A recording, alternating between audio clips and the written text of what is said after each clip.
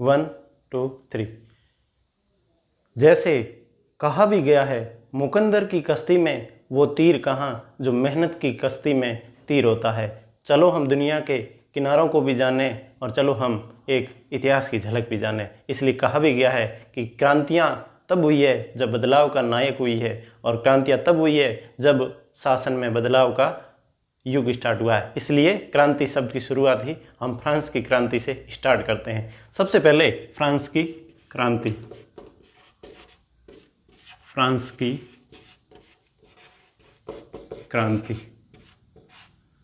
The revolution of France. 17वीं शताब्दी में 18वीं शताब्दी में एक बुर्बो वंश का राजवंश था, फ्रांस के अंदर राजवंश था, वो शासन कर रहा था, और उसके लुई 16वें जो है उसके शासनकर्ता थे, वो वहाँ के राजा थे। The king of the Louis 16, Louis 16 is a destiny of the kingdom of the France.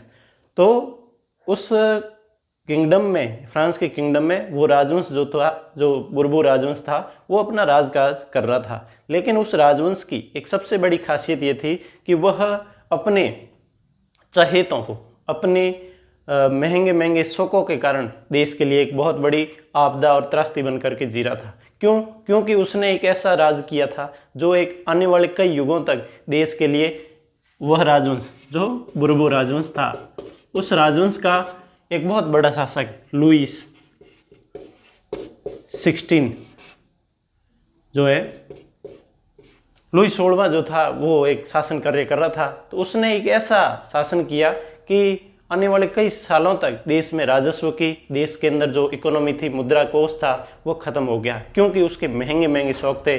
उसने अपने लिए सबसे बड़ी गाड़ियों का शौक, खाने का शौक, घूमने का शौक और कई प्रकार के शौक, और उसने अपने देश की राजनीति और राजनीतिक यात्रा एक अलग ही प्रारंभ की। लेकिन उसका जो सबसे पसंदीदा जो एक किला था उसने बनाया, जिसको बास्तिल का किला कहते हैं,